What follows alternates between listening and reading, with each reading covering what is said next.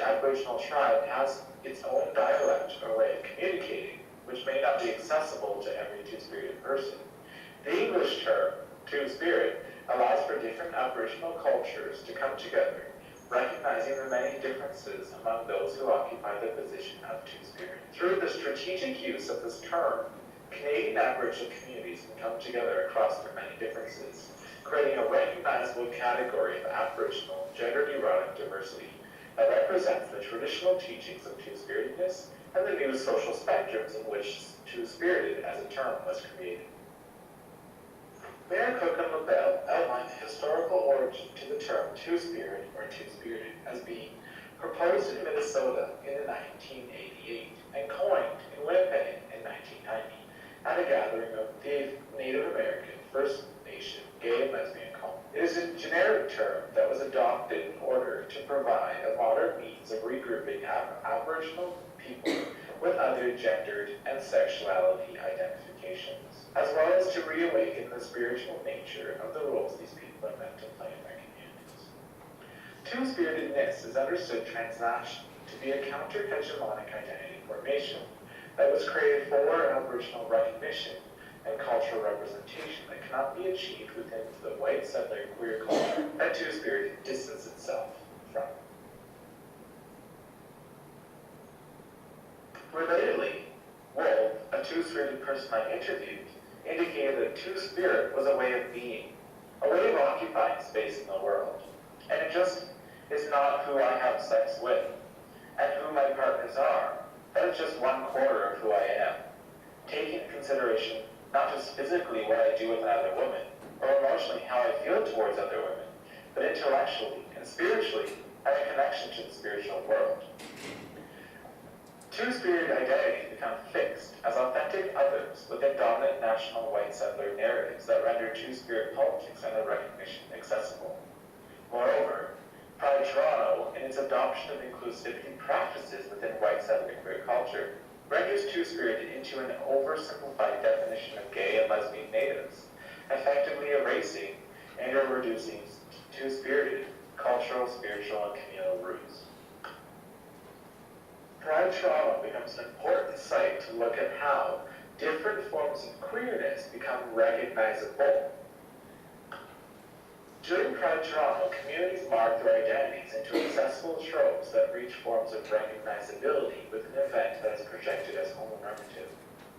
Recognition is placed in the realm of the gaze, where individual subjects in the performance of recognition become recognized only by the virtue of other subjects.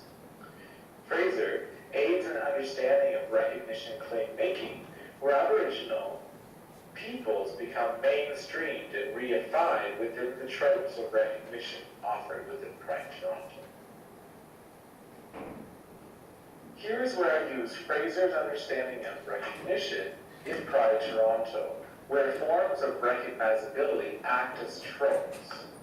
When speaking of tropes of recognition, I elicit the overt representations and stereotypes of Aboriginality that mark and hail First Nations, Métis, and Inuit peoples as what is known to be Aboriginal.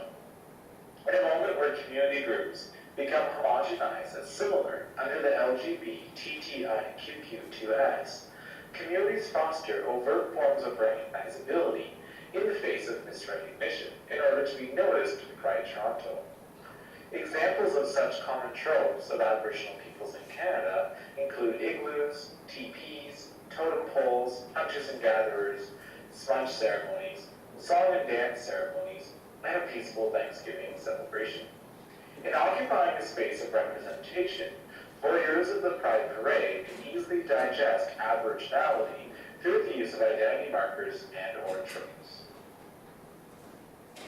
Snow Owl, someone who is involved with two-spirited people of the First Nations, an aid service organization in Toronto, says, over the years, Pride Toronto has been quite inclusive of the diversity of Toronto's gay and lesbian community. So, for us, people who are two-spirited, we've always struggled around having the funds available to participate in the parade, and over the years, it's getting larger and larger and larger. So, it's been important for us as a community to participate in the parade to show that we are part of Toronto's gay community. Now, as it gets larger and larger, the visibility of us as Aboriginal gays and lesbians might be overshadowed.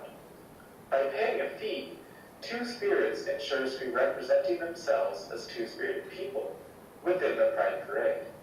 Increasingly enough, there's a paradoxical understanding of recognition that is laced with understandings of economic capital. In that Pride Toronto costs money to run, in feeding their volunteers, advertising for their events, website costs, employee wages, and pulling off a transnationally, internationally, and nationally recognized event. The battle for representation has a specific cost, in that the representation and recognition of LGBTQIA2S groups, like Two Spirit receives, only occurs through that transaction. Even though organizations like Two Spirits try to represent their identities, there's still forms of misrecognition that happen within Pride Toronto. Within the space of Pride Toronto, Two Spirit people make a sacrifice to strategically essentialize what it means to be two-spirited, using the many Aboriginal tropes that are offered within the Two Spirits flow, and those marching with Two Spirits. This sacrifice I referred to occurs through the need to become recognizable to a wider LGBTQQ audience, where two-spiritedness is understood to be authentically Aboriginal. The inequalities that manifest within Pride Toronto can also be related to the unrecognizability of those who do not overtly situate their bodies as Aboriginal. Therefore, those who do not look a particular way, put on particular things, or choose to look Aboriginal risk being associated with everyone else. They risk marking their body as homonormative. Recognition can take up many different forms, from recognizing oneself as a two-spirited person to being misrecognized. And here is where I'm going to talk about different forms of recognition that operate within racism. During Pride Toronto, organizations run the side boosting contest. These organizations typically think of ways in which people and their identities can be included.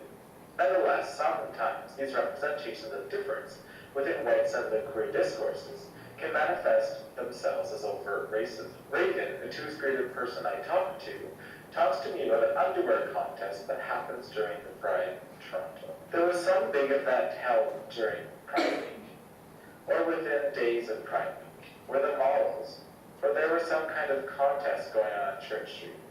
It was right across from Pegasus Bar.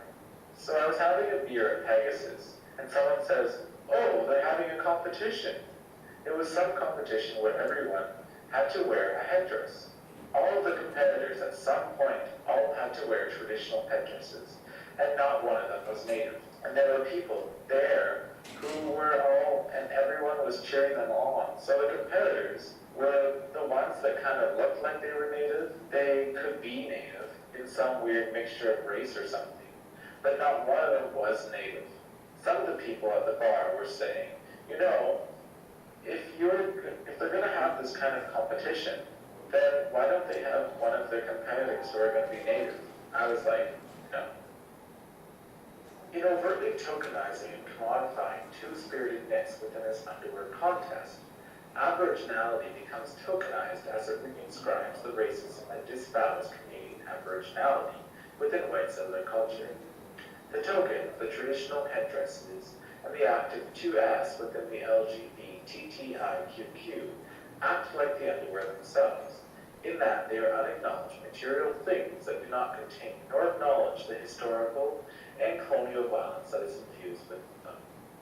Hooks, 1998, suggests that one desires a bit of the other to enhance the blank landscape of whiteness.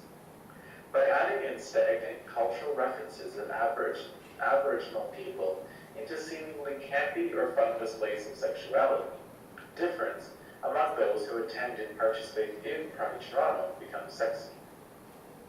When those who are non-Aboriginal put Aboriginality on display, such difference becomes racist in its virtue. Fong, 2005, states that if we look at the commercial gay sexual representation, it appears that the anti-racist movements have had little impact.